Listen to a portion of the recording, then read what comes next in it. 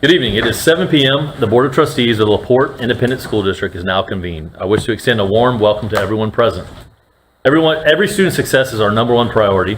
As the LaPorte ISD Board of Trustees, we are here to set goals, adopt policy, approve budgets, contracts, personnel appointments, and communicate the district's vision and success to the community. It is not the role of the board to make day-to-day operational decisions.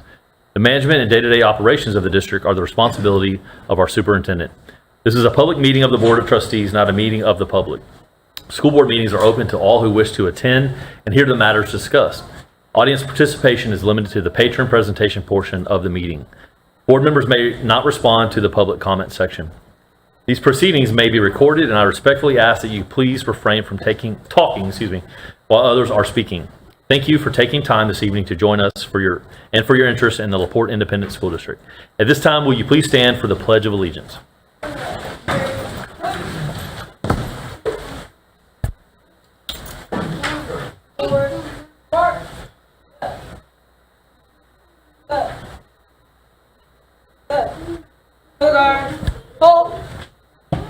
Representing the LaPorte High School JROTC this evening, American Rifle Cadet Private E. Bates, American Flag Cadet Command Sergeant Major Danica Himes, Texas Flag Cadet Captain Kaylee Bailey, Texas Rifle Cadet Staff Sergeant Kaylee Fedak.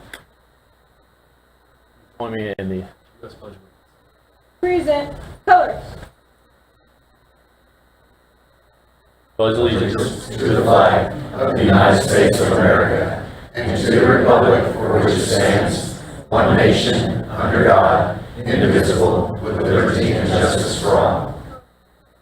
Doing the pledge to the Texas flag. Honor the Texas flag. I pledge allegiance to thee, Texas, one state, under God, one and indivisible. Please remain standing for the invocation led by Trustee Russell Shoppy.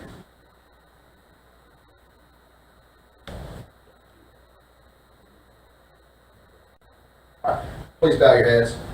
Heavenly Father, we come before you tonight with hearts full of gratitude for the many blessings you have given our schools, our students, staff, and community. Thank you for the privilege of gathering together in service to our district, united in the goal of helping every student reach their full potential. As we approach this Thanksgiving season, we pause to give you thanks for our families, friends, and the opportunities we enjoy each day. Help us to carry a spirit of gratitude, compassion, and service into this holiday season and beyond. Finally, we ask you for your wisdom and your guidance in tonight's meeting. May every discussion and decision reflect fairness, unity, and a sincere desire to serve our students as well. We ask this in all things in your name. Yeah, thank you, and a special thank you to our cadets in LaPorte JROTC. You guys didn't notice, they were here way in advance of anybody here this evening. So again, thank you guys for showing up and helping us again. Colors. Post.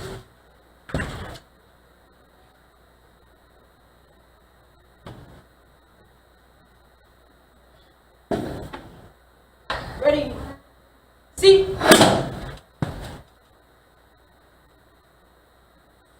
Order. Present. Arms. Order. Arms. Center. Face. Mark time. Mark.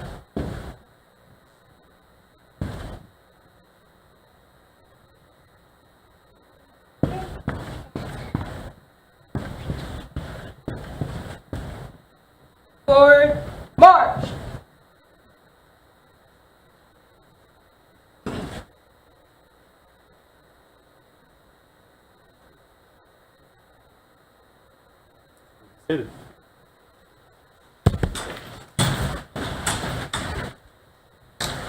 Again, guys, we got here a little bit earlier than normal this evening, and it was pretty cool to see the cadets here. They wanted it absolutely perfect. They spent a lot of time honing their craft. So again, thank you to certainly the cadets and also to their leadership. We have a special guest. Adam, do you want to? Good evening, ladies and gentlemen. Our first performance of this school year is being presented by Leo A. Rizzuto Elementary Choir under the direction of Miss Mona Gibbs. Please enjoy.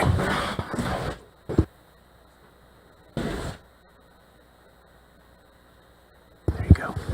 Hey, good afternoon, good evening. These are some of our third graders that performed our Veterans Day program this morning. It's about a fifth, less than a fifth of our third graders, because, you know, parking is not the best at the school board, but don't tell anybody I said that. So we brought a small portion of our kids, but they did great. We honored about 35-ish veterans this morning, and they were top notch. And Sophia right here, her dad is deployed currently, and so we are doing this in honor of her dad tonight, and I'm wishing him well in the U.S. Navy. Okay, so thank you so much. All right, I'm gonna turn on the music and then hurry to that chair right there. Okay.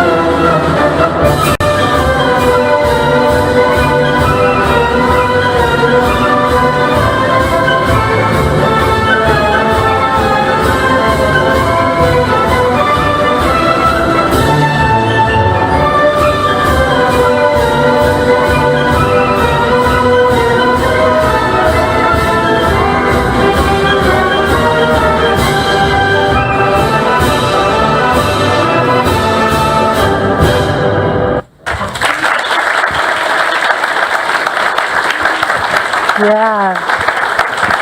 Thank y'all so much. Thank you, boys and girls. Tell them Happy Veterans Day. All right, and we're going out that way, Sophie. Oh, that's right. Forgot. It didn't happen if there's no picture. All right, here we go.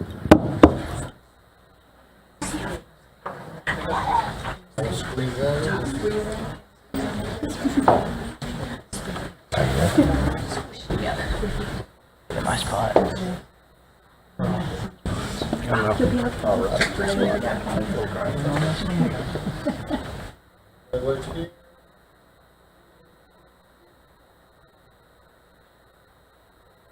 Good job, thank you.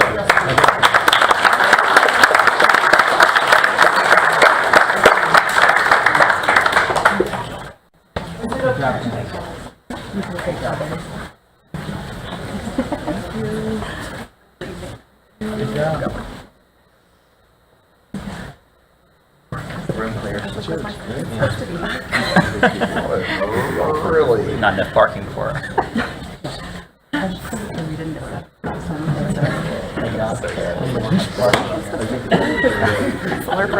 How did they pick? Yeah.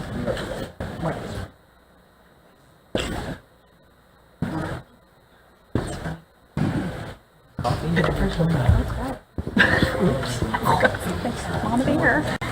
Kids sitting at home waiting for a ride.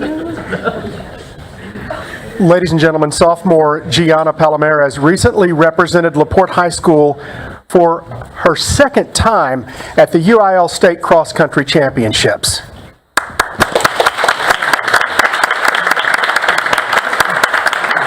Not only did she place higher than she did in her freshman year, she also improved her time, all against many competitors with far more experience.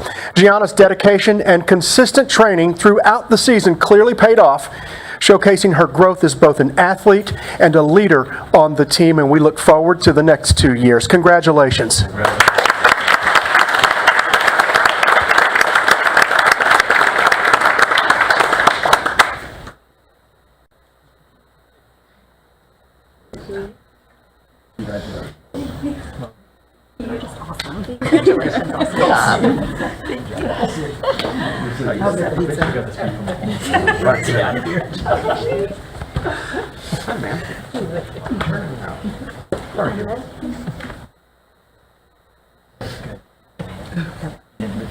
Mama Bear's got to get picked.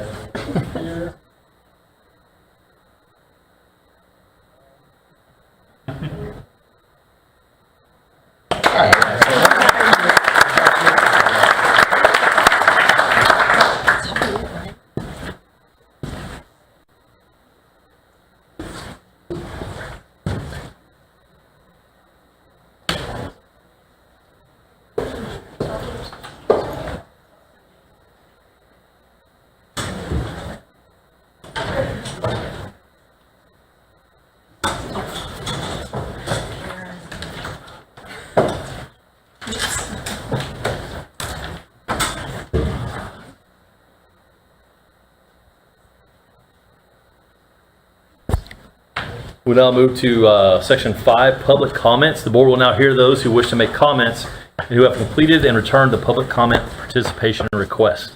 The section will be conducted in accordance with the Texas Open Meetings Act and board policy. Complaints and concerns for which other resolution channels are provided shall be directed through those channels. Mr. Vice President, do we have any comments this evening? No, nobody would like to participate. With that being said, we'll move to item 7. Public hearing for the district's financial integrity rating system of Texas first for the 2024-25 fiscal year.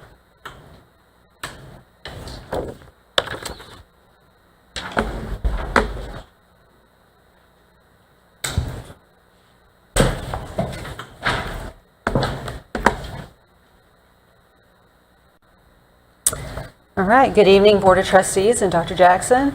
This evening, we will hold the required public hearing for the Financial Integrity Rating System of Texas, commonly known as Schools First. The purpose of this hearing is to report on the district's financial accountability rating, which is designed to ensure that Texas public schools are managing their financial resources responsibly and effectively to provide the maximum benefit to students. For the 2024 fiscal year, LaPorte ISD received a rating of superior achievement, the highest possible rating under the state's accountability system. This recognition reflects our district's commitment to strong financial management, transparency, and sound stewardship of taxpayer funds. So again, the primary goal of Schools First is to achieve the quality performance in management. It was adopted during the 1999 legislative session and implemented in 2003, beginning in the 2001-2002 fiscal year. There were changes that were implemented in fiscal year 2007 and 2024. So the objectives of the Schools First is to assess the quality of financial management for Texas public schools, to fairly evaluate the quality of financial management decisions, and to be able to compare ourselves to other districts, and to openly report results to the general public on an annual basis. So our rating was a 98 out of 100, so we were 98%, a high A. There are 21 indicators, 20 that are scored and 1 that is not currently scored. So to pass, a district must receive a score of 70 or higher and answer yes to the first 4 indicators. So as you can see here, they've changed how they rate, but it all equals out to a superior achievement for all 23 years. This is our statewide summary. It shows how we compare to other districts. So there were just over 1,000 districts that are required well, every district is required to do this, but so 862 are in the superior achievement with a rating of an A, which represents 4.5 million of our students in Texas, and that's where we fall. And now the hard part is I have to read every single one of these indicators and let you know where we fall. So please bear with me. So was the complete annual financial report, also known as the AFR, and the data submitted to TEA within 30 days of the November 27th deadline? Yes, we've reported it on November 19th, 2024. Number 2, was there an unmodified opinion of the AFR on the financial statements? Yes. We received an unqualified, unmodified opinion, which is the highest that you can get. 3, was the school district in compliance with the payment debt terms of all debt agreements at the fiscal year? Yes, we have never defaulted on any debt obligations. Number 4, did the school district make timely payments to teachers' retirement, TRS, Texas Workforce Commission, and the Internal Revenue Service, or any other governmental agencies? Yes, we've always made our payments timely. Was the total net position in the governmental activities column in the statement of net position, net of accretion of interest for capital appreciation bonds, net pension liability, and other post-employment benefits greater than 0? And yes, our net position is greater than 0. So what that means is when it's a positive net position, it demonstrates financial solvency. Was the average change in fund balances over the 3 years less than a 25% decrease, or did the current year's fund balance exceed 75 days? We passed both of those. So the average change was less than 3 years. Over the last 3 years, less than 25% decrease, and we also exceeded the 75 days needed. Number 7, was the total number of days of cash on hand and current investments in the general fund for the school district sufficient to cover operating expenditures? We received the highest score of a 10 on that one. Yes, we had 194 days of cash on hand, which is greater than the 90 days. Indicator 8, was the measure of current assets to current liabilities ratio to the school district sufficient to cover short-term debt? We received the highest score of a 10, which because our ratio was a 3.7, which is greater than a 3. And so what this means is we had enough cash on hand to pay for our short-term debt. Number 9, did the school district's general fund revenues equal or exceed expenditures? And if not, was the school district's number of days of cash on hand greater than that or equal to 60 days? We received the highest score of 10 on there. We had cash on hand of 194 days, which is greater than or equal to 60. Number 10, we didn't have, they gave us a free one. They threw us a bone on that one. Number 11, was the ratio of long-term liabilities to total assets sufficient to support long-term solvency? We resorted a score of 8 for that one. The district's ratio is 0.6909, which is greater than 0.6, but less than or equal to 7.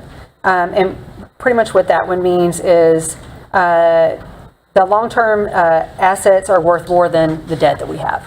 So what the district owns is worth more than what we owe.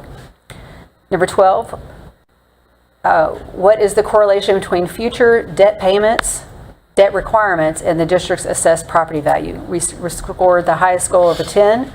The calculated ratio was 2.5868, which is less than or equal to 4. So that means that we had enough revenue to make our future debt payments. Indicator 13, was the school district's administrative cost ratio equal to or less than the threshold ratio? Our score was the highest of a 10. Our district's ratio is 0.08954, which is less than or equal to 0.1. Number 14, did the school district not have a 15% decline in the students to staff ratio over 3 years, the total enrollment to total staff? If the student enrollment did not decrease, the school district will automatically pass. We scored a 10, which is the highest, so our 23-24 enrollment was 7115, and our 21-22 enrollment was 6938. So we increased it by 177 kids during that, so we automatically passed that ratio, or that indicator. Number 15, this was a new one for this year, was the school district's ADA within the allotted range of the district's biennial pupil projections submitted to TEA. We scored a 5 out of 5. Our actual ADA was 6485, and the projected ADA was 6323, which is a difference of 161. It's a 2.5% difference, so it's much lower than the 10%. So what that means is that our projections of what our ADA were going to be is well within the threshold of 10%. Number 16, did the comparison of PEIMS data to like information in the district's AFR, or annual financial report, result in a variance of less than 3% of all expenditures by function? We passed, we had a 0% variance. So what that means is when we, in our winter submission, when we give them our actual data, our actual numbers, we matched perfectly with what our audit is. Number 17, did the independent auditor report that the AFR was free of any instances of material weakness in internal controls over financial reporting and compliance for local, state, or federal funds, and free from substantial doubt about the school district's ability to continue as a going concern? So we passed that. Our auditors report indicated no instance of material weaknesses in our internal controls. We're almost there. Number 18, did the independent auditor indicate that the AFR was free of any instances of material noncompliance for grants, contracts, and laws related to local, state, or federal grants? And the score was 10 out of 10. The auditors reported no instances of material weakness relating to material noncompliance for any of our grants. Number 19, did the school district post the required financial information on its websites in accordance with the applicable statutes?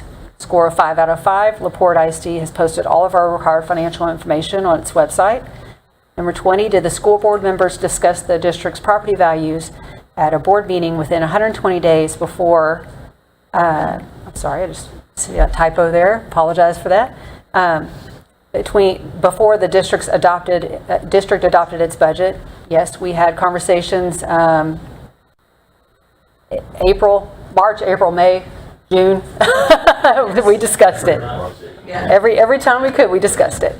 And number 21, did the district receive an adjusted repayment schedule for more than one fiscal year for an over allocation of foundation school program funds due to financial hardship?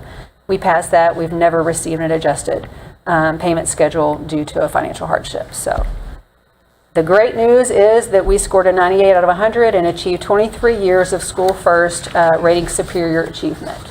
Yay. Are there any questions that I can answer for you?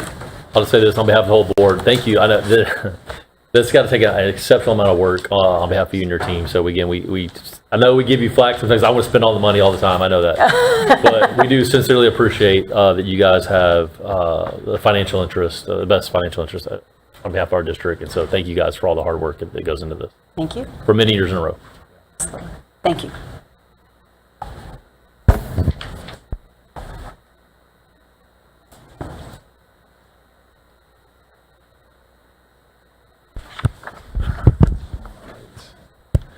We'll head now to We need to open it up, but you presented it, but that's, that was your presentation. Is that the opening of the public hearing? Yes. Do we need to do anything else? You just need to close it now. Call for public comment. Members of the public. Call for public comment. If any members of the public have comment relating to the district's financial integrity rating system of Texas for the 2024-25 fiscal year, you may now speak at the podium. Hearing none, we have now closed our public hearing for the district's financial integrity rating system, and we'll move to section 8, administrative report. Start with A, superintendent report. Mr. President, you have a copy, the board has a copy of my board report this week. I shall not read it publicly tonight. You have a copy. It's pretty exhaustive with all the wonderful things that our students and staff are doing in the district. I'll yield the floor to you, Mr. President, to move forward with the agenda. Thank you. Dr. Jackson, I'll turn to item B, fiscal year 2025 audit presentation. Nobody ever says anything in these public hearings. Happy to be back.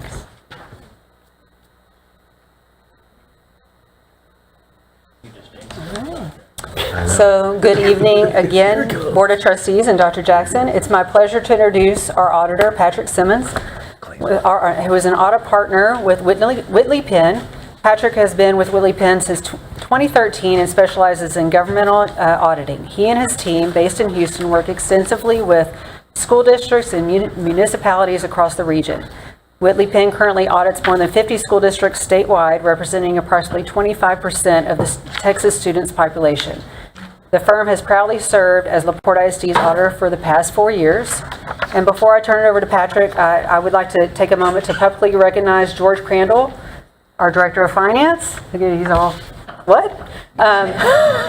For his outstanding dedication, analytical expertise, and hard work that contributed greatly to the success of this year's audit and every day's audit, everything. So I just want to say thank you, George, and there you go. A copy of the audit is, it's a draft and it's available for you at your desk. Thank you. Thank you, Stacy. And I agree, shout out to George, and I think he deserves a round of applause for how easy he makes our job, so we really do appreciate it. I'm Patrick Simmons, I'm the audit partner on your engagement, and I have been here the last few years, so you're probably familiar, but a couple new faces. So Laura Lynch was the senior manager on the engagement this year, so we had just a rotation there, but she has been with the firm for many years, so she's very familiar with school district audits. Sean Berry, the senior associate, Lupe Garcia, the quality control reviewer.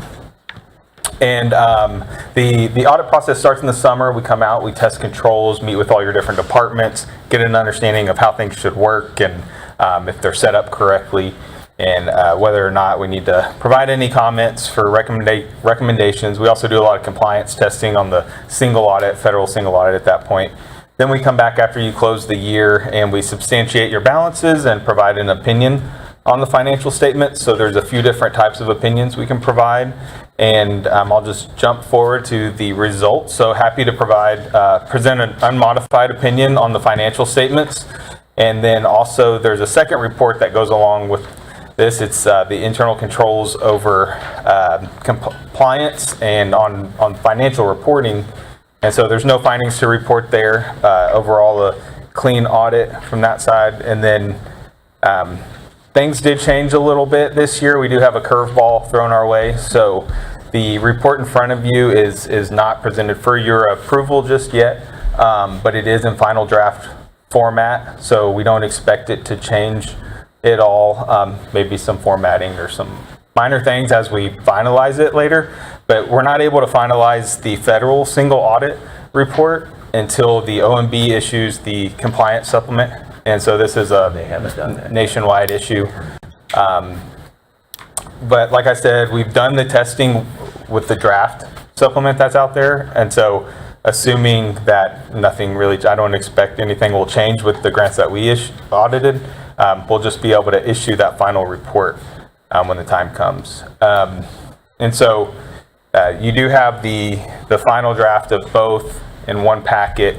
If we do get into a pickle where you need the audited financial statements for any reason, continuing disclosure type stuff, we can split out the financial package from the single audit and then just keep the single audit on hold until later.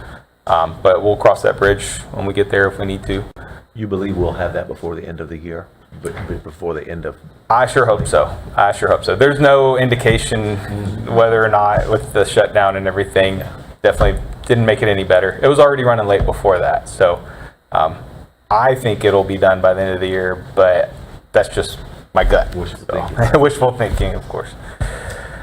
But we do have the The results of that also here, the federal single audit. So the child nutrition cluster was the major program this year, and unmodified opinion over that program and no internal control findings to report.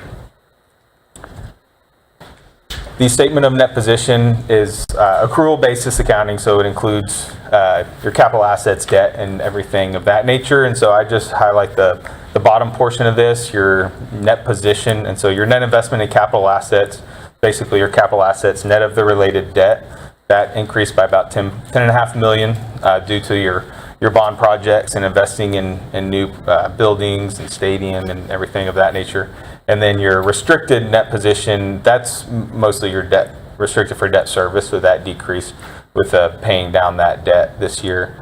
And then what's left over is your unrestricted net position. So this isn't a factor that I would compare to anything related to budgeting or fund balance, but it is the net investment in capital assets. I do like to point out it's good to see that on the rise. As far as fund balance goes, so each of the major funds are presented here. So general fund, debt service, capital projects, and then everything else is in your non-major fund, which is going to be mostly all your grant funds. And so your general fund had expenditures exceed revenues by 4.6 million. So you had a decrease in fund balance to 56.7 million at the end of the year. Debt service fund, like we saw earlier, it decreased by about 3.5 million. And then capital projects, definitely some major bond fund spending going there, but everything is to be expected here. Non-major governmental funds do fluctuate a little bit because the child nutrition fund is in there as well. A snapshot of the general fund revenues here, side by side. So 2025 on the left and 24 on the right. So 86% funded by property taxes this year, or 101.8 million compared to 89.7 million, 84% last year.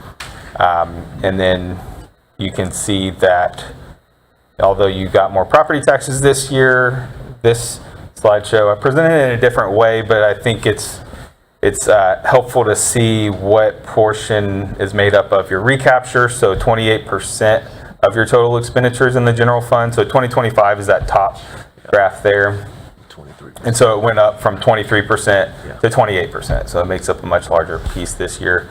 2023 was very large, but you're right at 40% is instruction. And so that's your largest category, like we would expect to see.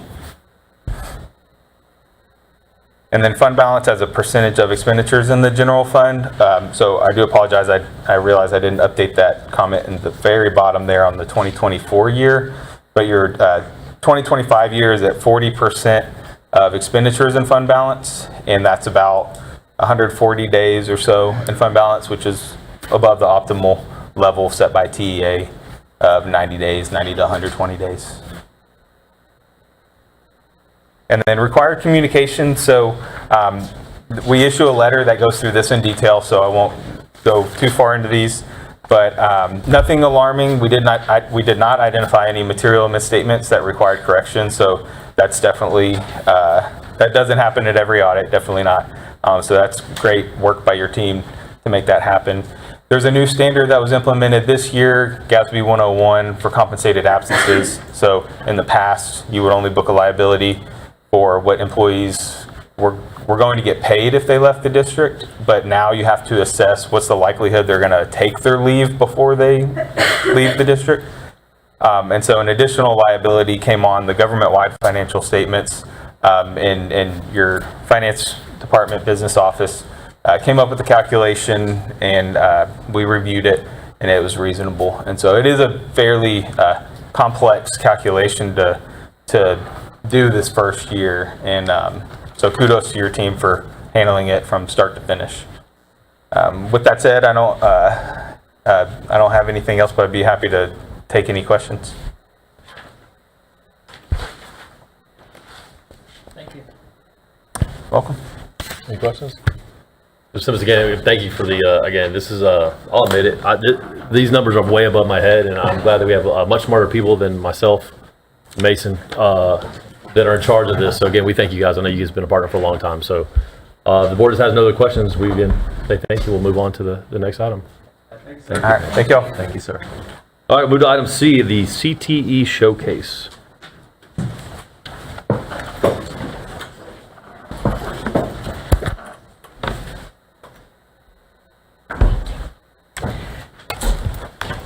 Good evening.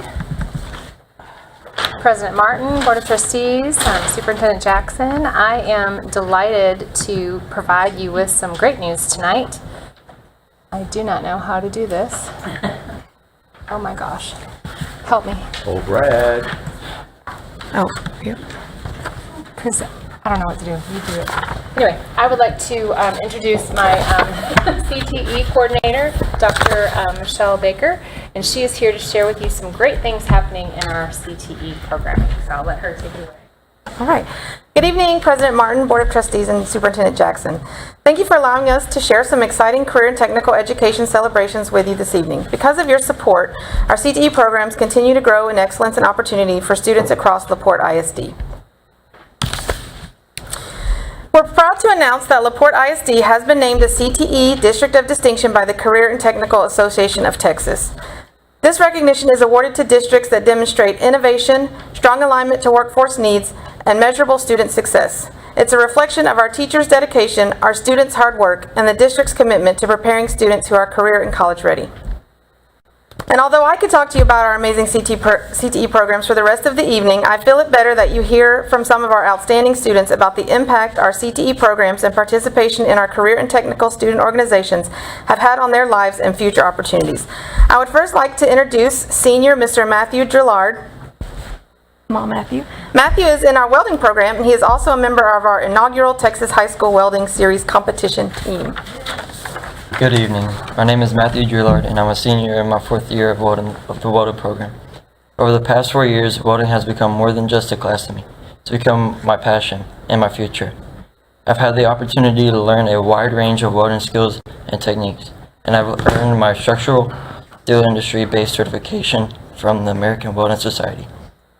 Earning that certification was a big milestone for me because it represents the hard work, time, and dedication I've put into this program.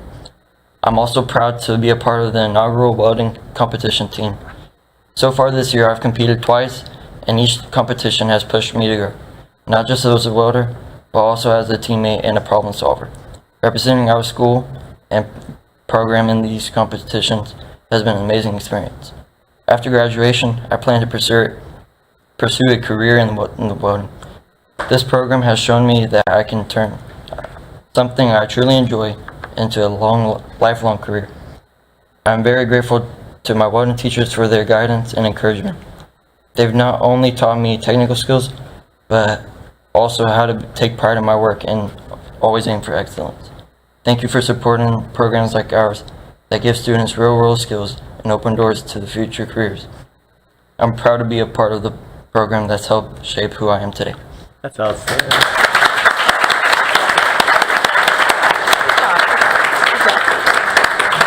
Now I'd like to introduce Ms. Victoria Trevino, who is a senior in our teaching and training program and a member of TAFE, the Texas Association of Future Educators.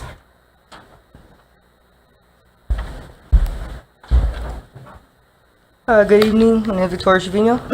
I've been in TAFE for 2 years, and this year is my 4th year in the teaching and training program. The classes that fall under that program are Principles of Education, Child Development, Instructional Practices, and Practicum of Education. And so last year in Instructional Practices, I was at LaPorte Elementary with Ms. Oliphant in her 5th grade science classroom. And then this year, our program was able to expand to Bayshore as well as LaPorte.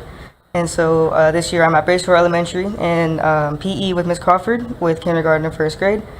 I love this program because it gives us hands-on experience with having kids in the classroom, building those relationships, and it really helps us with like knowing this is what I want to do in the future, being able to be in that classroom before actually getting the job. And so this Saturday I turn 18, and so at the end of the year I will be able to get my Educational Aid 1 certification, and where I hope to work in LaPorte as part of the Grow Your Own Teacher program. And until I can obtain my teaching degree, where I hope to come back and work for LaPorte District at either junior high or high school as hopefully a science teacher.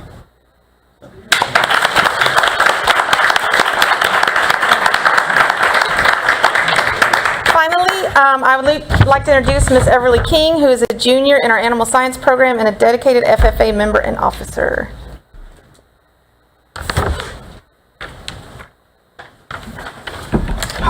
Good evening. I'm Everly King, a junior at the LaPorte High School and the current LaPorte FFA chapter president. I am enrolled within the agriculture science program in the veterinary science pathway. As an incoming freshman, I knew I wanted to be a part of the FFA, which is a student-led organization in the agriculture science program. When I first joined FFA, I had no idea how much it would shape who I am today. What started as a way to get involved in agriculture quickly became one of the most meaningful experiences of my life. For as long as I can remember, I have wanted to be a veterinarian, and I am so lucky to be provided with classes and educators to help me further explore and grow into that career. Through my CTE agriculture experiences so far, I've been able to build a strong foundation in the world of animal science. In Principles of Agriculture and Natural Resources, which I took freshman year, I learned the importance of agriculture in our everyday lives and how it connects to the environment around us. Sophomore year, I took a small animal management and equine science, which taught me how to properly care for and handle animals and gave me a deeper understanding of horse anatomy, behavior, and care. In Vet Med, which I'm taking this year, I've developed hands-on skills like identifying diseases, learning animal health procedures, and understanding what it takes to work in the animal health field. I'm also very blessed to be given the opportunity to earn my first certification within the animal science field, the Elanco Veterinary Medical Application Certification, which will help me learn the valuable skills in real-world veterinary practices, give me a deeper understanding of animal health and safety, and show me what it truly takes to work in the veterinary field. Next year, I hope to take the practicum for vet science so that I have an opportunity to apply everything I've learned in a real-world setting through an internship in a veterinary clinic. I will be able to gain hands-on experience to work with animals, learn how to perform basic clinical tasks, and observe professionals in their field. The VetMed Practicum course will allow me to build the skills and confidence I need to pursue my future career in veterinary medicine. Thank you all for your continuous support in CTE. Your commitment to providing opportunities allows students like myself to explore, grow, and prepare for successful futures. Thank you all.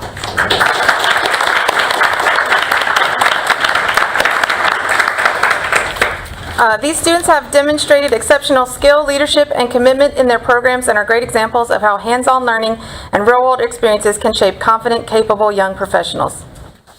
Of course, none of this would be possible without our amazing teachers, so we'd like to recognize Ms. Kenda Atkins.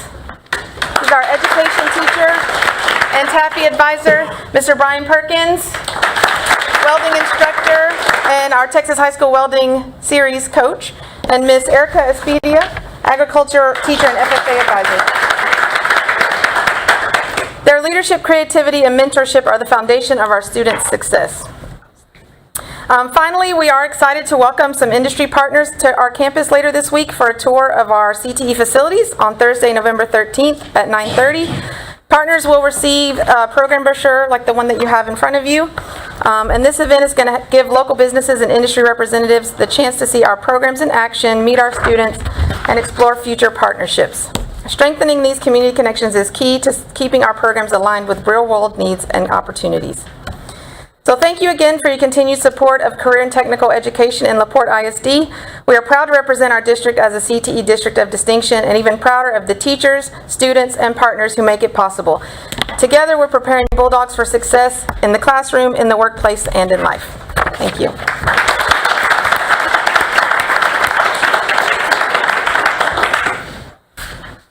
Board, do you have any questions, Dr. Baker?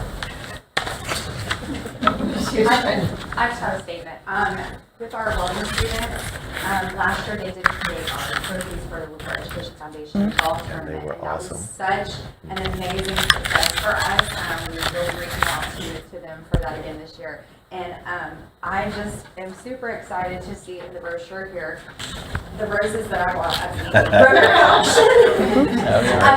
the talent that these students have and that they're learning in these programs for like welding is phenomenal. But again, those life skills and our future teachers being able to do these things and get first-hand experience in the classrooms. That's just one step further into knowing what you want to do. And then, of course, I love my FFA students. Knowing something that you're passionate about and want to turn it into a career, that's what this is all about, and giving them the chance to experience that. So thank you. I love seeing the breakdown of it. It really does help really good. us share that with the community and with people who are looking to find something that their kids what can do with their life. College isn't for everyone. Some of it is, but there are wonderful jobs out there that they can get certification for right here. So thank you. Thank you. And I would like the students that all stood up and gave speeches. I know it's nerve-wracking, but you did a great job, all three of you. And second point, and this is the important one, is when you work at something that you truly love, you'll never work a day of your life. That is true. So you find your passion at a young age is you're light years ahead to most people. So kudos to you. Good luck to your event. Outstanding. Good job today. I'll get in trouble because you don't want to share secrets, but we were just talking that we believe that this is probably 10 or maybe 100 times better than, not that it was bad before, but this is so much above and beyond what we've been accustomed to in the past. So we're excited, Dr. Baker, for the direction you guys are going across all the different programs you guys have. We're looking forward to joining you Thursday on the 13th to kind of see it in And person. I do have one quick question. Do you go down to the junior highs, or do the junior high kids have an opportunity to come up and see the CTE programs? I know that at the junior high level, they have to pick their, their path. And many of them are picking blindly because they really don't know all of it. This is wonderful. This is hugely helpful. But wouldn't it be a great idea for those kiddos that are interested to be able to see what we have? So we are actually bringing all the 8th graders here. November 19th is Lomax Junior High, and November 20th is LaPorte Junior High. You want to come tag along? It'll start about 9:30. I mean, that's something that we've been missing because I would sit in ARD meetings with kiddos and, CTE teachers are in there. And first of all, they did not even begin to have anything this nice to reference. Well, and thank you to Mr. Dozier. When parents have questions, Mr. Dozier made that for us. because that's a big thing. But I think it'll be hugely helpful if the junior high students have an opportunity to kind of see what's available to help them make up their mind. I remember that being hard. Before we went to junior high, you had each organization came, the band came, the orchestra, and you got to see what the electives were.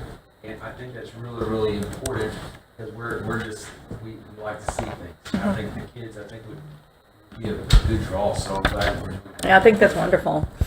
Thank you. And happy early 18th birthday. Yeah. Anything else, board? All right, thank you, Dr. Baker. Thank you. We'll move to item D, teacher incentive allotment, TIA update.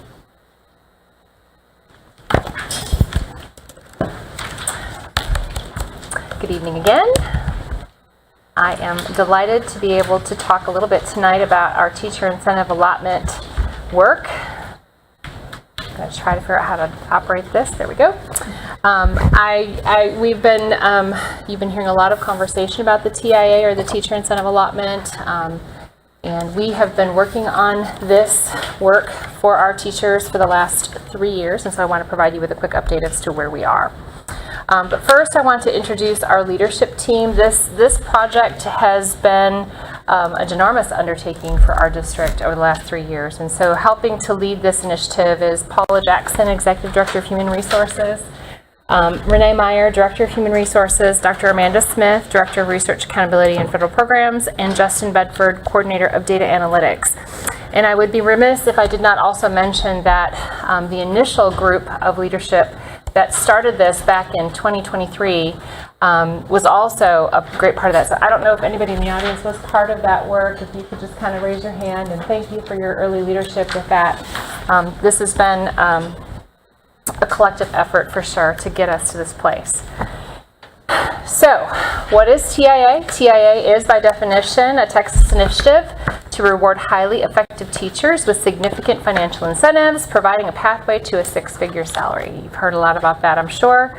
The purpose of TIA from the state of Texas is to reward, retain, and recruit top teaching talent, especially in rural and high-need schools.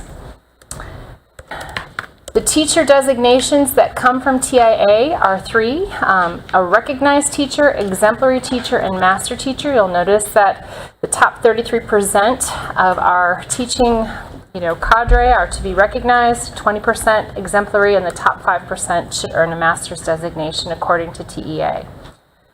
These designations can be earned by eligible teachers on eligible campuses.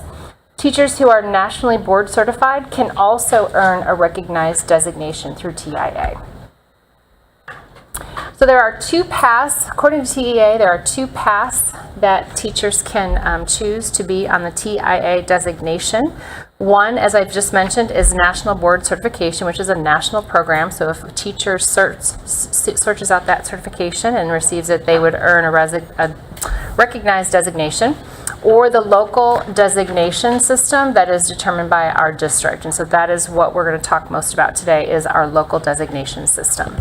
Currently, there are 597 school systems within the state of Texas that have active TIA systems, and over $1 billion in funding has been funneled to teachers through this work.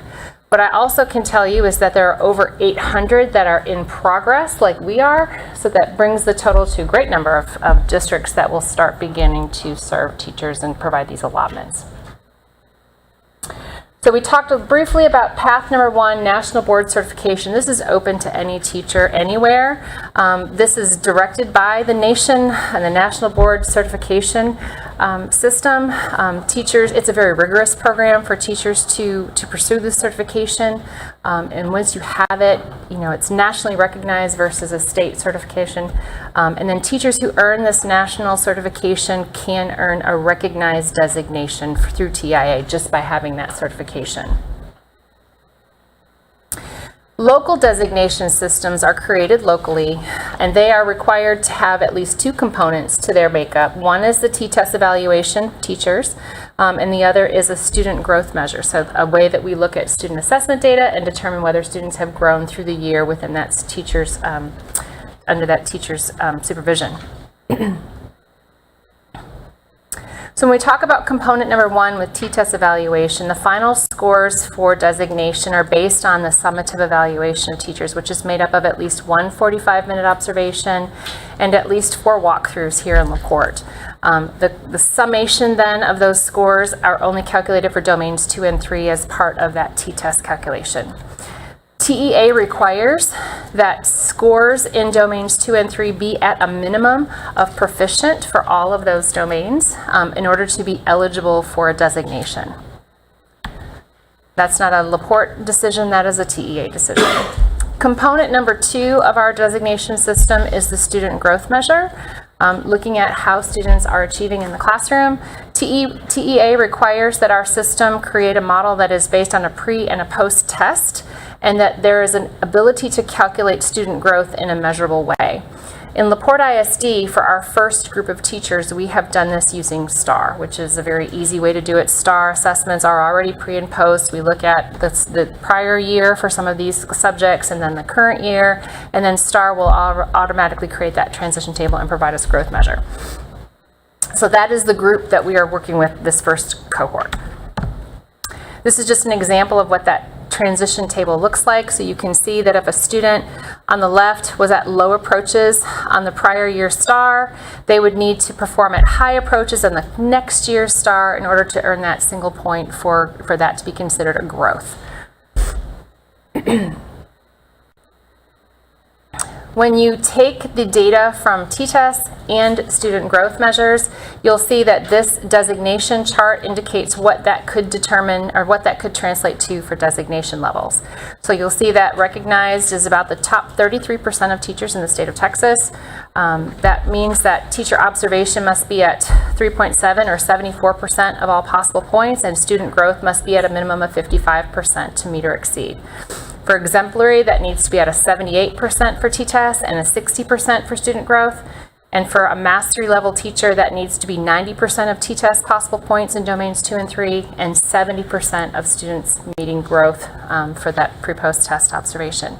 The state of Texas says that that should only be the top 5% of teachers in the state of Texas. So it's a very stringent, rigorous system that the state of Texas asks us to develop for our teachers.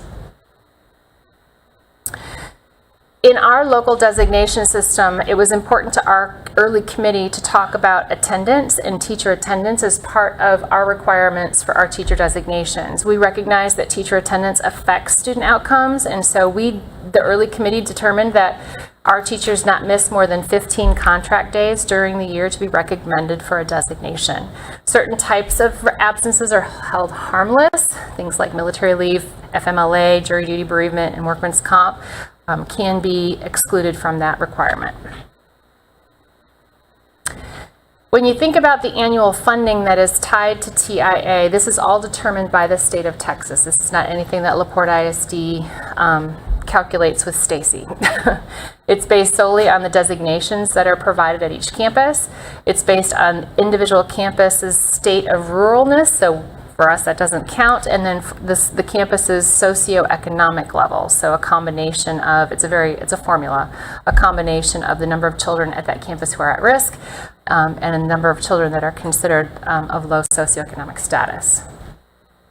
So for LaPorte ISD, the potential campus allotments look like this. On average, $4,000 for a recognized designation, $8,000 for an exemplary designation, and $15,000 for master designation on average. That's potential, because nothing's final yet.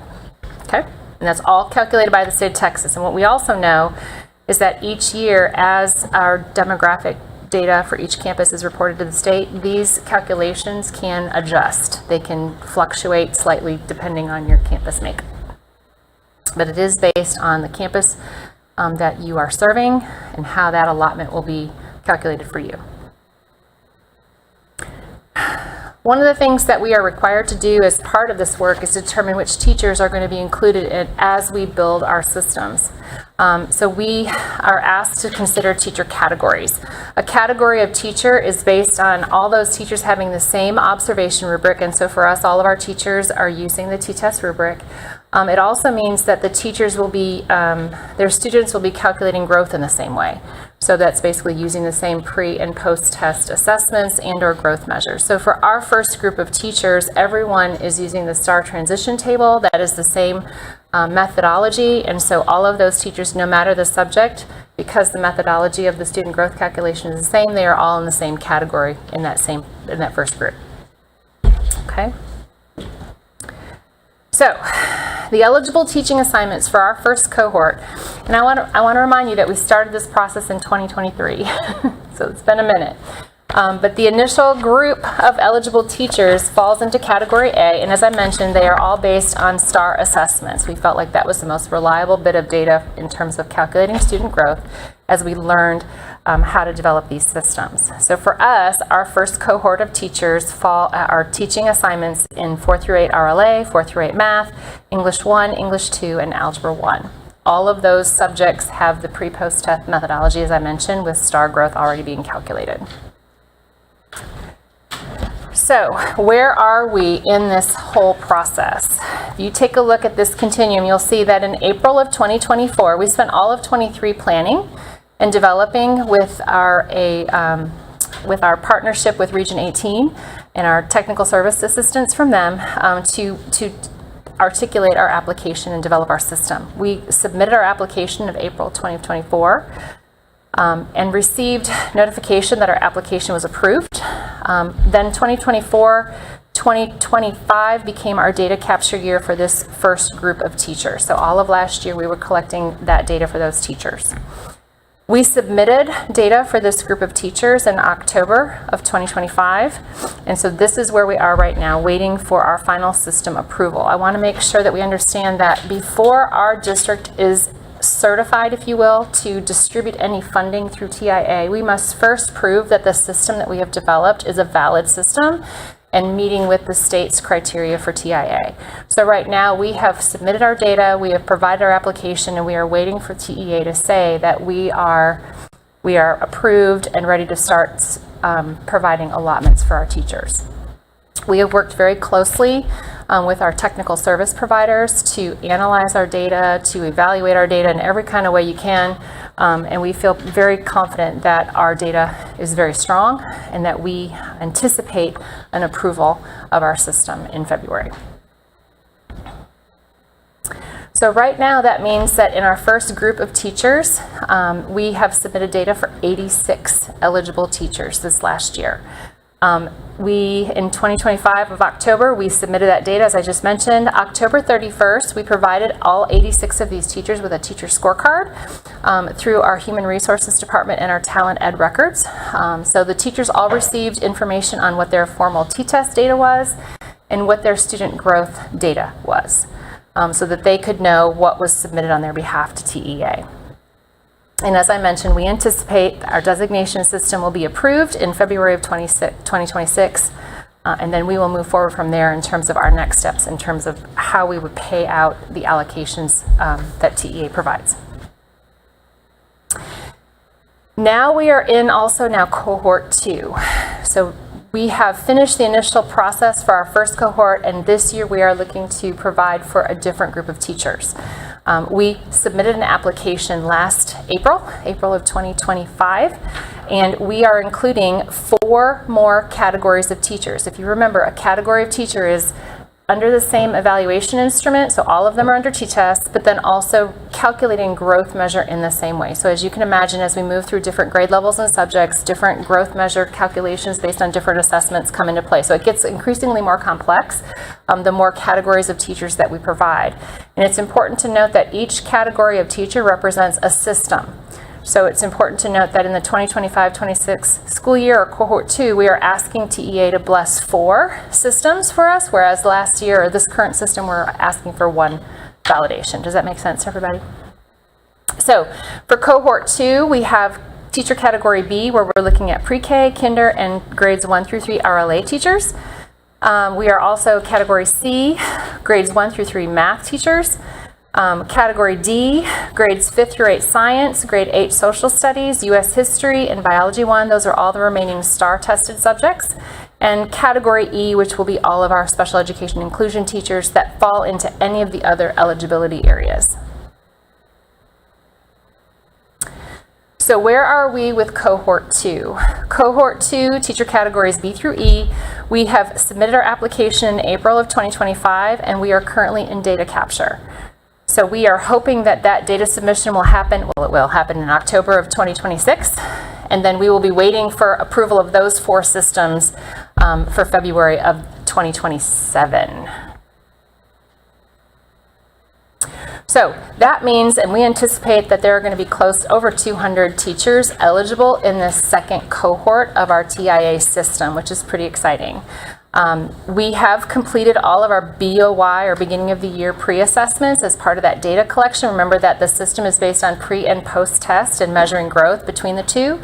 So we have collected all of that assessment data, and now we are waiting to verify student rosters and teacher assignments, and that's all part of the PEAMS fall submission process. So once we verify the teachers who are eligible, we will verify their student rosters.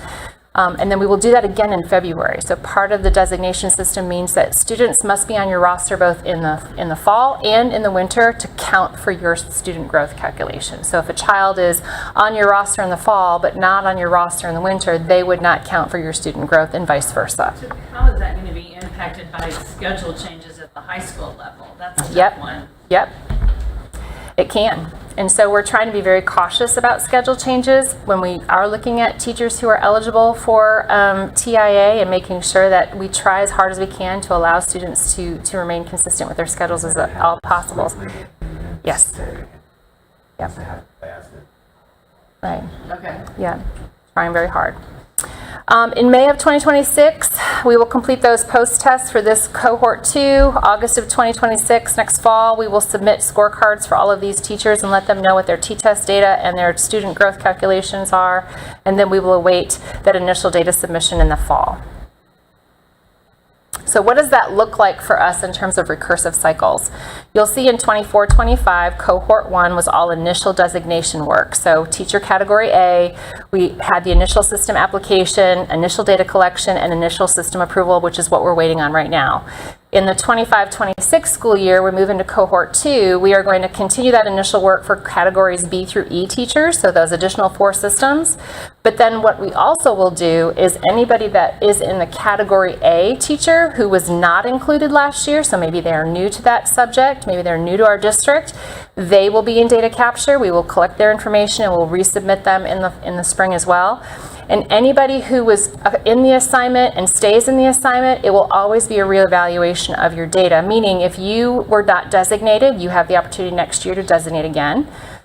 If you designated but you did not have a high designation, you have the opportunity to increase your designation. What you can't ever do within 5 years is lose your designation. Okay, so it's always going to be recursive. We'll all be, once we start a data capture and once we start a category of teacher, we'll continue with that category of teacher in perpetuity as long as the TIA system exists. For the 26-27 school year, we are going to start planning now for cohort 3 and what will that look like. We as a committee are going to start thinking about what that's going to look like. We've got feedback we've got from our teachers and so forth to figure out what that is. Ultimately, our goal is to ensure that every teacher in LaPorte ISD is part of the TIA system. But the most important thing for us right now is to ensure that our system validates so that we are authorized then to be able to provide payouts to our teachers through that system. So it's a step process to do that. Along the way this year, we've worked really hard to provide a lot of supports for our teachers and our principals as part of this designation work. We've spent a lot of time with T-test calibration efforts with our principals and our campus leaders to ensure that we stay true to the evaluation rubric and that we are looking at classrooms in the same way across the district. That is an ongoing effort. We know from our friends who have gone before us with this work that T-test calibration is the most challenging part of this whole system. It's the subjective part, it's human error involved, it's subjectivity in some cases, and so really ensuring that we're spending a lot of time working with evaluators to really calibrate is crucial to this work. We have to see a positive correlation between a T-test score and student growth in order for our system to validate. When you start seeing data that comes out where you have a lot of high T-test scores and a lot of student growth that is low, that is not the correlation that we need or want, and that will look like our data is not captured correctly or we're not validating our system. More work that we've done, we've provided data trackers and growth calculators. Justin Bedford, our data analytics coordinator, has done a great job of providing these tools to our teachers and to our principals to help them monitor students and their academic performance and their growth so that they can be aware, as well as our principals as they are watching and observing classrooms and having conversations along with T-test, ensuring that they're aware of where students are achieving in their classrooms. We've provided a lot of information on our TIA webpage. Throughout this first cohort, we've had a lot of informational sessions and FAQs, just really trying to help answer those questions and help to really communicate that some stuff we just don't know. And as we work to validate our system, some things that we said earlier or indicated earlier are subject to change because of just the nature of this system validation. So some key milestones that we're looking forward to in February of 2026, we are anticipating that our first cohort system will be approved from the state of Texas, and so those 86 teachers that are involved in that cohort, their data can be reviewed and we can consider them for designations. But first we have to be approved by the state of Texas to do that. In April of 2026, we should then receive the allocations and designation confirmations from TEA. They will have taken a look at those 86 teachers and all of their data and will confirm to us what their designations might be. And then we should be able to provide our first initial annual payment distribution in September of 2026. It's a lot of work. It's a lot ahead, but we're excited about what we're offering, and we're very hopeful that this system will validate and continue to validate so that we can provide this opportunity for our teachers. Any questions on what we're doing? For the future, what student growth measurement will you use for the non-STAR testing? So it depends on the content, it depends on the student. So for example, we mentioned, I'm just going to go back to the slide to just kind of illustrate what I'm talking about. When you look at these categories of teachers here, you'll see that our pre-K, kinder, and grades 1 through 3 ELAR students or RLA students, we're using Amira data for those children because that's what we use for literacy tracking for those early grades. But the math students, if you are a self-contained math science teacher in 3rd grade, we would be using MAP data. Just depends on what we feel is the best assessment What about point. like at the high school level where you've got people teaching like physics and chemistry, and I mean, I know in the AP classes you might could use something like that, but right. how do you Yep. Because that's most of your high school I mean, when you look at the number Yes. of teachers that are qualified for T-test, it's a minority of the high school teachers. Yes. And Those are really compared to the great other questions. campuses, which will have a majority of the teachers be able to, And I think your qualify. question is a great question, and it's really part of the careful consideration that we take as we think about what is the next category of groups of teachers that we are onboarding. We have to be very thoughtful about the assessments that are available to us, number one, or widely used, number two, to ensure that whatever growth calculation comes from those assessments is going to meet standards so that they can validate. So we are trying really hard to be very thoughtful about how we onboard. Like I said, we're only onboarding at this point about 280 teachers, and we've got 800 more to go. it's a long way to go. And there are other districts out there that went before us, and we're trying to kind of learn from them. Absolutely. We were smart. Dr. Jackson was very smart in asking us to kick this can down the road as far as we could. Now we have a lot of folks before us that were able to ask those very questions and get their guidance and learn from their mistakes. Don't do this. Okay. So that's been great. That's been great. Hopefully we have a whole abundance of teachers to get this. If they get the 1, 2, or 3, paid out as a bonus, or does it go as part of their salary? How does that? Is it 5 years? Did I hear that right? So it is a 5-year designation. The payout and the spending, the payout plan is a little still unclear. Once we have our final designation from the state in February, from April, we'll be able to have more information then about how the spending and how the allocations will be paid out. I had a question on it. Somebody reached out to me and asked, does it affect their team? Like, These are your 3 highest years, right? Yes. This, like when we pay bonuses, it doesn't, like, I know what we pay bonuses about. Yes. This is TRS eligible. I would imagine if TEA is involved Yes. in it, it should be okay. I do know that. It is TRS eligible money, yes. Okay, so that's a big deal. Yes, it's a big deal. It's a big deal. It's a big deal. And I want to also say that, the state of Texas has indicated that this should only apply to the top 33% of teachers. This is, by design, TEA is saying that this is an incentive, that this is a reward for excellent teaching, that this is not it's not for everyone necessarily. So it is something that, that while we just need to be thoughtful about how that looks. Okay. All right, thanks everyone. Thank you so much. Let me just publicly commend Julie and her entire academics team, Mr. President and Board. They've taken on what I would consider yeoman's work in this. In very, very large districts, there's a whole office that probably is working on these things, whereas they're still leading the district in ways that they do and taking on TIA, and so I commend them for the work that they've done. It's a blessing for our teachers and something that's awesome for our teachers and for teachers that are coming to us that we can hire because we're now participating. Kudos to you on that, and I also want to say the same to Dr. Baker, your support and your leadership with the department and the high school program, and all of the folks that it takes to make that happen. So we commend these folks that are doing a phenomenal job that y'all get a chance to hear about and hear from. So thank you for that. Absolutely. We will now head to section 9, our consent agenda.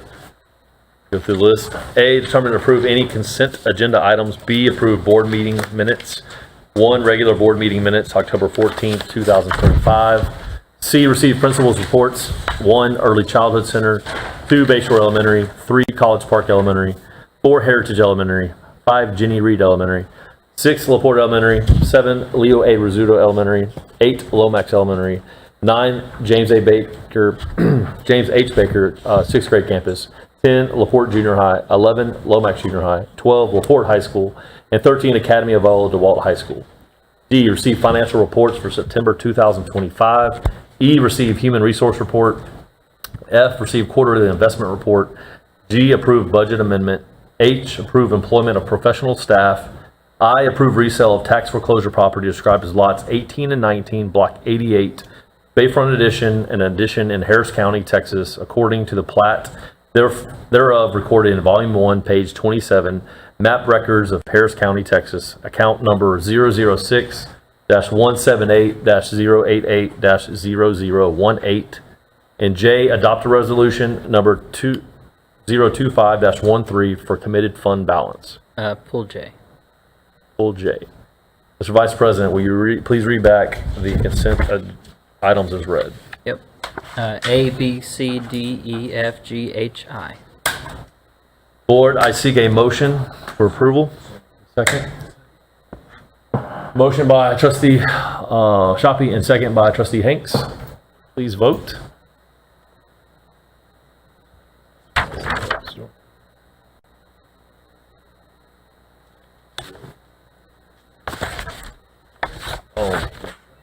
It is unanimous. Again, trustee Thompson is not with us this evening.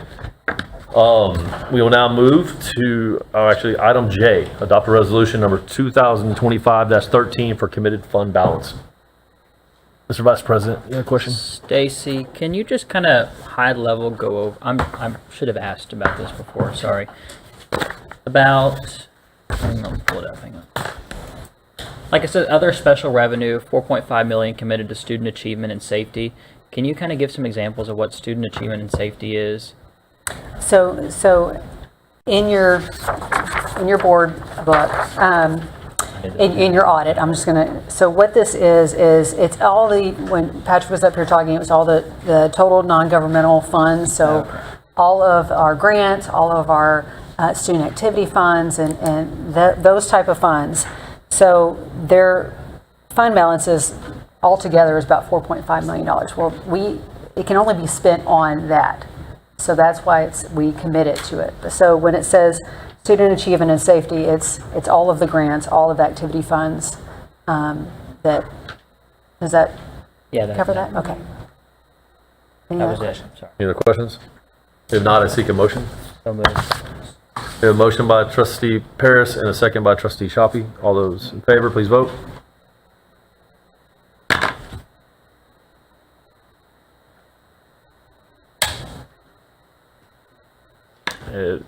Unanimous approval, thank you. Moving now to item 10, action and or discussion on items. A, adopt a resolution number 2025-14, cast votes for candidates to be appointed to serve on the Harris Central Appraisal District Board of Directors. I would like to make a motion that we use all of LaPorte ISD's votes to Martina Lemon-Dixon. That would require a second. We have a motion and a second. Do we have any discussion? Hearing no discussion, guys, we have a call for a vote to approve our ballots for Martina Lemon-Dixon for the Harris County, or the Harris Central Appraisal District Board of Directors. All those in favor? Vote.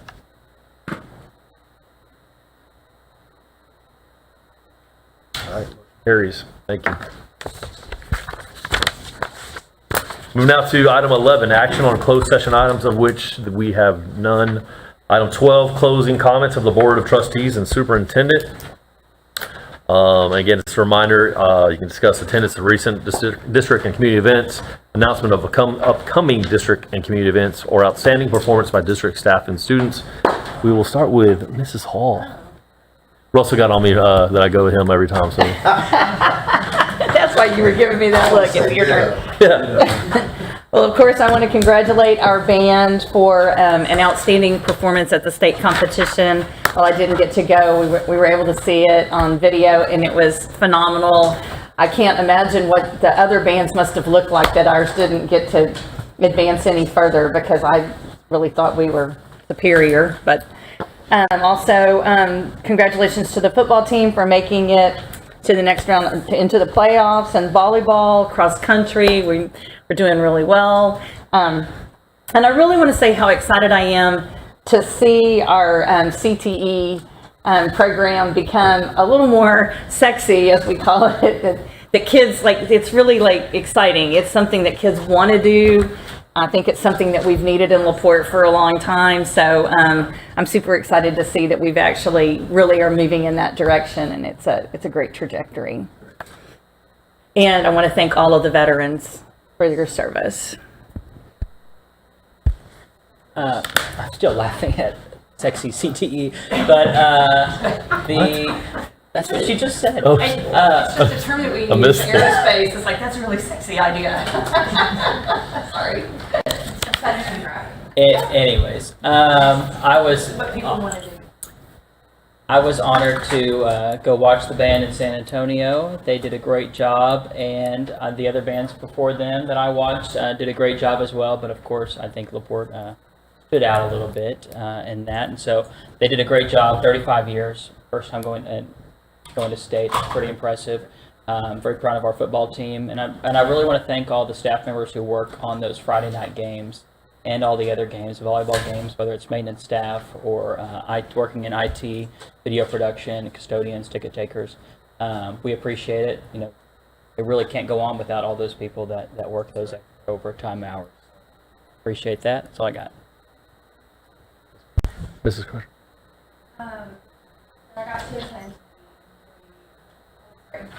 I got to attend the employee health and safety walk walk this weekend, and my thighs are still killing me from the circuit training.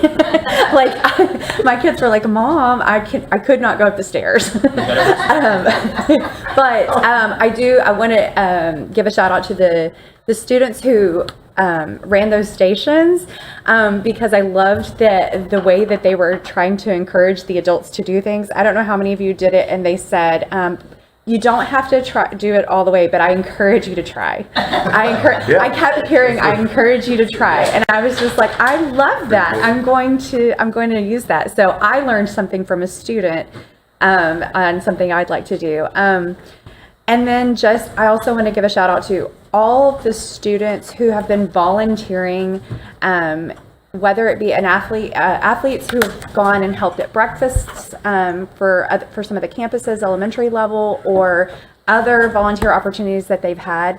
I've seen a lot of students doing some volunteer opportunities, and I just think that's great. It's really essential to our community, and I think learning at a young age to do that is very important. So I give kudos to those students who are out there volunteering for different events and things, and for the high school for allowing them to participate in some of those things, and also our junior high level as well. Yeah. So thank you all for that. Thanks. Today I did go to the veterans program at the high school, and I have to say that the culture that you starting to see, the kids were very, very respectful, well-mannered, and attentive. That's not really the trend these days in society, but you're really seeing a culture shift at all of our campuses where there's kids are a lot more intentional in their behavior, and they're more present. You're seeing a lot more fellowship. You're seeing those intangible qualities that really are going to make our country a better place, and we're seeing it in the school district as well. So the culture drivers, it starts at the top with all the leaders. So kudos to all of you and your hands in that. Also to all the programs, tremendous success again. I note that the football team has 21-1 in regular season for the last 3 years. That's pretty remarkable. That's probably one of the better things in the entire state of Texas. 3 consecutive district championships. So sing their praises. They've got a big game here Friday night. Hopefully we can fill it up and create a home field advantage. I also want to say congratulations to Ms. Deanne Thompson, who's probably welcoming a grandbaby right now at this point. But good luck there. Yeah. No. You've been waiting on that for a while. We can't say anything more than what they've already said, but really congratulations to Gianna. Making a state meet is really, really, really hard, and making it as a freshman and a sophomore, it just builds your confidence. And the older you get, the more you know that course. There's going to be bigger things for her next year and the year after. I know that firsthand. So really, congratulations on that. Congratulations on the football team, the band, and you're going to blink, and we're almost halfway there. Thanksgiving's coming around, and I'd like to wish everyone a safe, restful, enjoyable Thanksgiving holidays, and hopefully a few football games before during that time. So other than that, getting there. All right, I'll echo this. So again, I feel horrible because this is the first time in 10 years that I haven't made one of our veteran ceremonies. And so I just want to say thank you, certainly to all the veterans that came out and make this country so great, but also to all the principals and the music teachers, all the people, the staff that kind of put in a lot of energy and effort to make those ceremonies, not just the high school, but across the district, so special. It really is an amazing day. So we thank you guys for the continued hard work to make that happen. An executive session tonight, Dr. Jackson told us it's like we made the 2025 list of best school districts as reported by the Houston Chronicle, and he's like, "Have you guys seen it?" And we're like, "The Chronicle? Who reads the Chronicle?" They kind of jumped on us. And so then he sent us a link, and it's like, you have to pay for this to read it. So we have not read it yet, but we are very excited. You take my word for it.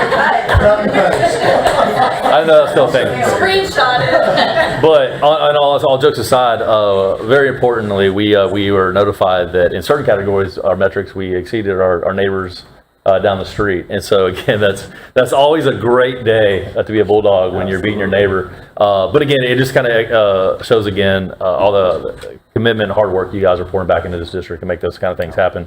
And again, I don't want him to hit me, and I shouldn't say this maybe yet because that hadn't happened, but I as a dad, first and foremost, I tell you guys I'm a dad. And so I've been going to a lot of junior high football games, and I used to play junior high football in this district. I never really noticed at the time, but it got brought to light at one of our games here recently that one of the students got hurt. It kind of brought to light, we didn't have a trainer. It wasn't a LaPorte campus, but there was not a trainer on staff. And so I brought that to Dr. Jackson, that concern to Dr. Jackson, and he says that we are going to work to make sure that we have trainers at our junior high events going forward. And so that is a very, very big deal. First and foremost, as a parent, to know that our kids are going to be cared for. I know that in high school, you go to a high school game, we have exceptional care waiting if something, heaven forbid, happens to one of our student athletes. And we're hoping to have that same level of care or close to it for our junior high students. And so again, that's apparently not the norm, is what I've learned in the last couple of weeks. And so hopefully we can be that beacon on a hill and let people know that we care about all of our athletes. And hopefully some of these other districts around us will take notice and do the same. So I appreciate you, Dr. Jackson, we hit him up, guys, with a lot of crazy things, and so this was another one. But again, this is I think something that will help families have peace of mind and help these kids going forward in the future. So I appreciate that sincerely. With that, we are adjourned at 8:20.